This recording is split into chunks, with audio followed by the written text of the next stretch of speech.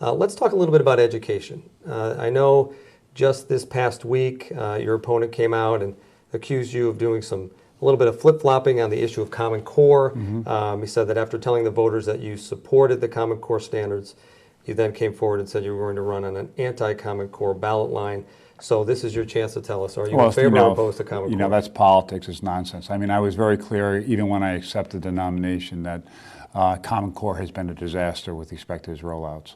I do support testing, I do support standards in our schools, but I don't think anybody who has talked to the people of the state of New York, to parents and to educators, to administrators, can say that anything other than the rollout of Common Core was an absolute disaster.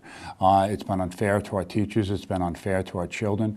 We need to go back and figure out a way that the state, not nationally, but the state, come up with the appropriate set of standards and testing for our children to know that they're getting a quality education, a great education, but at the same time they need to get the input of the teachers and the parents and the administrators before rolling out such a dramatic change in our educational policy here in New York. And essentially Common Core is trying to get all the states to come in line with common, basic understandings of where students should be at certain levels. What you're saying is doesn't necessarily work that easily. It doesn't. I mean, and New York State doesn't have to have the same standards as some other states that don't put, frankly, such a value on education. We really value education, appropriately so, here in New York.